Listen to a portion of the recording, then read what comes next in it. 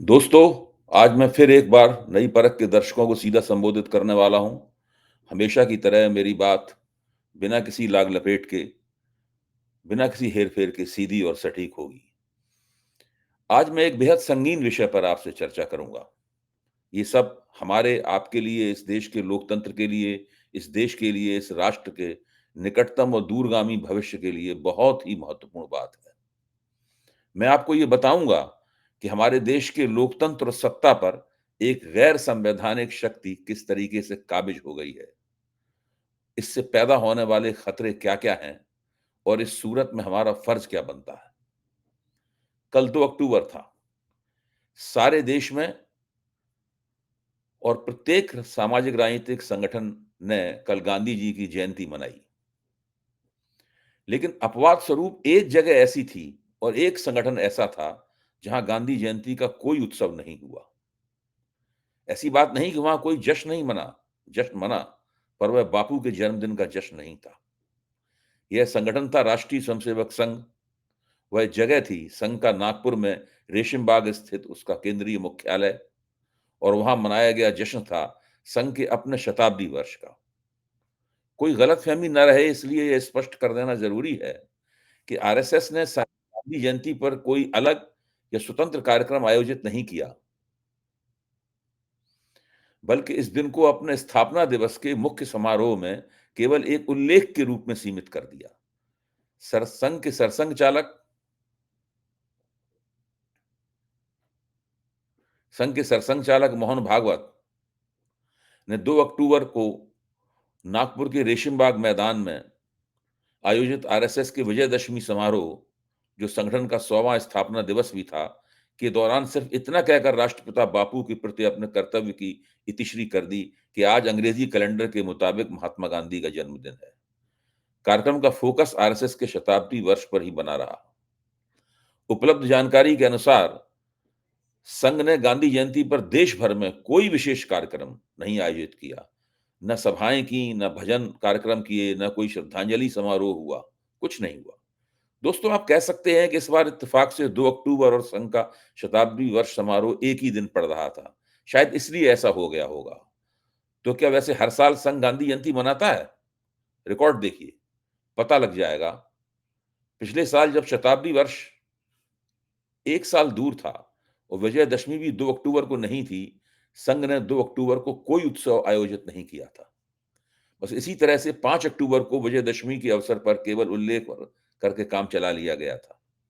यहाँ यह जिक्र करना भी जरूरी है कि 2 अक्टूबर यानी गांधी जयंती के अवसर पर संघ के राजनीतिक संगठन भाजपा ने अपने नेतृत्व में चल रही केंद्र सरकार द्वारा एक सिक्का जारी किया।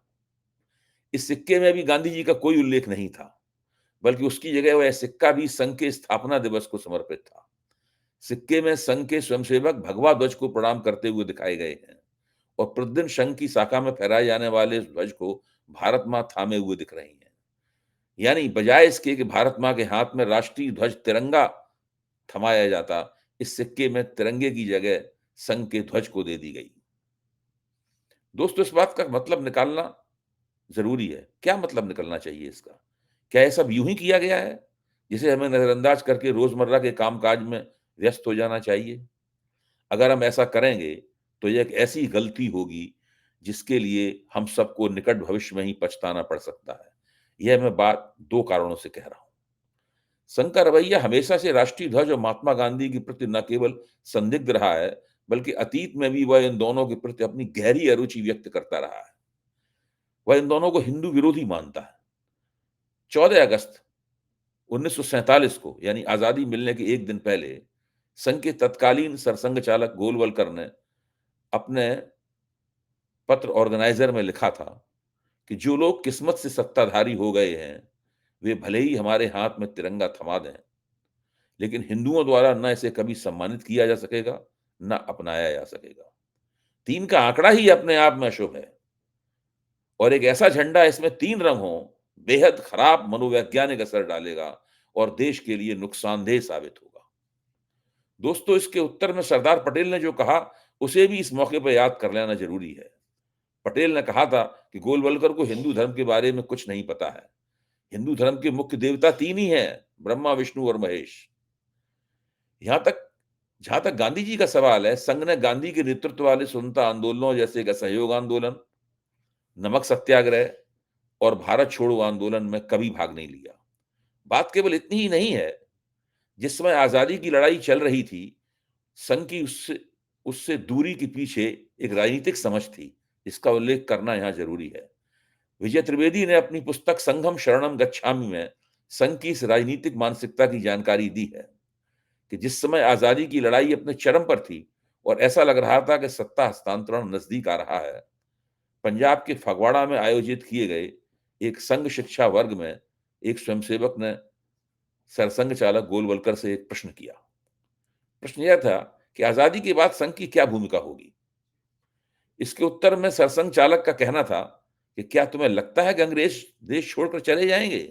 सुनिए, आजादी की बात संघ की क्या भूमिका होगी, इसके जवाब में गुरु गोलवलकर ने क्या कहा, क्या तुम्हें लगता है कि अंग्रेज देश छोड़कर चले जाएंगे।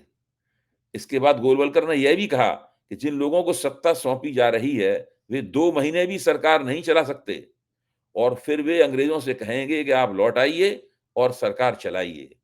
इसलिए संघ पहले की ही तरह काम करता रहेगा। दोस्तों, यह एक तथ्य है कि ब्रिटिश सरकार के खुफिया तंत्र ने रपट दी थी कि संघ ने भारत छोड़ो आंदोलन से खुद को दूर रखा है और उससे अंग्रेजों को कोई खतरा नहीं है। दरअसल ज्यादातर स्वयंसेवकों को यकीन था कि अंग्रेज कहीं नहीं जाने वाले हैं। यह भी एक सच्चाई है कि संघ की शाखाओं और उनके प्रशिक्षण शिविरों में होने वाले बौद्धिक कार्यक्रमों में 1974 से पहले तक हमेशा गांधी जी की कटु आलोचना होती रही है। आजकल संघ वाले गांधी की शाब्दिक आलोचना से तो परहेज करते हैं, लेकिन उनसे अपनी दूरी बनाए रखते हैं, जैसा कि उनके द्वारा गांधी जयंती न मनाए जाने से स्पष्ट है। दोस्तों, यह तो रही पहली बात, पहला कारण जिसकी वजह से आपको इस पूरे मसले के प्रति चौकन्ना हो जाना चाहिए। दूसरी बात दरअसल इससे भी ज्यादा महत्वपूर्ण है। संघ पिछले 11 साल से देश की सत्ता पर काबिज है। आप कहेंगे सत्ता तो भाजपा के पास है, न कि संघ के। मैं कहूंगा कि भाजपा तो केवल संघ की राजनीतिक भुजा है। सत्ता घुमा फिराकर ही नहीं, बल्कि सीधे सीधे संघ के पास है। संघ और भाजपा के बीच के मतभेद कुछ ऐसे ही हैं जैसे किसी घर में सुबह सुबह यह बहस हो जाए कि आज कौन सी दाल बनेगी। बेटा कहे कि मैं तो अरहर की दाल खाऊंगा और पिता कहे नहीं नहीं, आज उड़द की दाल बननी चाहिए। मतभेद किसी और गंभीर बात पे भी हो सकते हैं, जैसे घर में एक नया कमरा बनना चाहिए या 2 कमरे बनाए जाने चाहिए। दरअसल भाजपा को सामने रखकर संघ एक गैर संवैधानिक सत्ता संस्था होने के बावजूद सत्ता का सफलतापूर्वक उपभोग करता है। वह सत्ताधारी भी है, सत्ता का प्रत्येक लाभ उठा रहा है और अपने कहने पर सरकार को चला रहा है, लेकिन उसे किसी बात का जवाब नहीं देना पड़ता। उससे कोई जवाब तलबी नहीं की जा सकती। मोदी जी ने अपने 15 अगस्त के भाषण में एक तरह से इसे स्वीकार भी कर लिया है। आपको याद ही होगा कि मोदी जी ने इस भाषण में संघ को एनजीओ या नॉन गवर्नमेंटल ऑर्गेनाइजेशन करार दिया था। क्या आपने कभी देखा है या सुना है कि किसी देश की राजनीतिक सत्ता एक एनजीओ के हाथ में हो? इस परिस्थिति का सबसे खतरनाक पहलू यह है कि भाजपा और संघ के इस बंदोबस्त के कारण देश की सत्ता एक ऐसी गैर संवैधानिक शक्ति के हाथ में चली गई है, जो ऐसी ताकत है जो किसी बात की, किसी घटना की, किसी विफलता की, किसी राष्ट्रीय नुकसान की जिम्मेदारी उठाने के लिए तैयार नहीं है। दोस्तों, आपको सत्ता का ऐसा बंदोबस्त किसी और देश में नहीं मिलेगा। दुनिया के इतिहास में ऐसा कहीं और कभी नहीं हुआ है। जो हमारा असली सत्ताधारी है, वह सामने से दिखाई ही नहीं पड़ रहा है, लेकिन उस मंच के पीछे से किसी कठपुतली कलाकार की तरह वह पूरी सरकार को अपनी ताल पर नचा रहा है। दोस्तों, हमारे देश के विपक्ष ने संघ के शताब्दी वर्ष से उससे कुछ सवाल पूछे हैं। विपक्ष पूछ रहा है कि संघ का गुणगान किस बात के लिए किया जाए? क्या अंग्रेजों का समर्थन करने के लिए? क्या तिरंगे का बहिष्कार करने के लिए? क्या आजादी के महानायकों से नफरत करने के लिए? क्या बाबा साहब भीमराव अंबेडकर को अपशब्द कहने के लिए? क्या संविधान की प्रतियां जलाने के लिए? देश के पहले आतंकवादी और गांधी के हत्यारे को प्रेरित और पोषित करने के लिए? क्या इसलिए कि सरदार पटेल ने हिंसा और नफरत फैलाने के लिए इस संगठन पर प्रतिबंध लगाया था? क्या अंग्रेजों को चिट्ठी लिखकर आजादी के आंदोलन के दमन के तरीके सुझाने के लिए? क्या भगत सिंह से लेकर चंद्रशेखर आजाद और तमाम क्रांतिकारियों को अराजक कहने के लिए? क्या 1930 के नागरिक अवज्ञा आंदोलन का बहिष्कार करने के लिए? क्या 1942 के भारत छोड़ो आंदोलन का बहिष्कार करने के लिए? क्या जिन्ना की मुस्लिम लीग के साथ मिलकर Sindh, north west frontier province और बंगाल में सरकार बनाने के लिए? क्या शुरू से मनुस्मृति की वकालत करने के लिए, जो महिलाओं को सदैव आश्रित रखने की बात करती है? क्या महिलाओं को दोयम दर्जे का समझने के लिए और अपनी संस्था तक में उन्हें जगह न देने के लिए? क्या हाशिए पर पड़े लोगों को निम्न श्रेणी का मानने के लिए? क्या सामाजिक न्याय और आरक्षण का विरोध करने के लिए? क्या आज तक एक भी दलित, पिछड़ा, आदिवासी प्रमुख न चुनने के लिए? और क्या सांप्रदायिक और जातिवादी होने के लिए? क्या इन कामों के लिए संघ का गुणगान किया जाए उसके शताब्दी वर्ष पर? दोस्तों, मुझे यकीन है कि ये सवाल पहले भी आपकी निगाहों से गुजरे होंगे। विपक्ष इस तरह के प्रश्न पूछता ही रहता है। लेकिन क्या इन सवालों का कोई जवाब संघ की तरफ से या भाजपा की तरफ से दिया जाता है? नहीं। इनके जवाब में दरअसल एक चालाक रणनीति अपनाई जाती है। बजाय इसके कि वे यह बताएं कि वे गांधी से नफरत क्यों करते रहे हैं और क्यों गांधी जयंती नहीं मनाते, संघ वाले अचानक एक बेहद संदिग्ध तथ्य के साथ सामने आते हैं। वे बताते हैं कि गांधी तो संघ के एक शिक्षा शिविर में गए थे और वहां का नजारा देखकर बड़े प्रभावित हुए और उन्होंने संघ को समता और समरसता का प्रतीक बता दिया।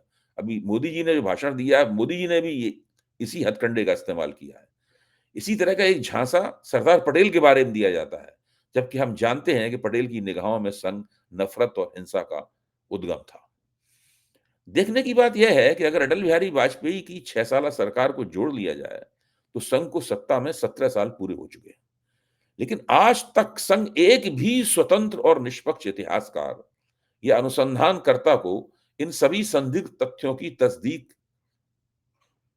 करने के लिए तैयार नहीं कर पाया है।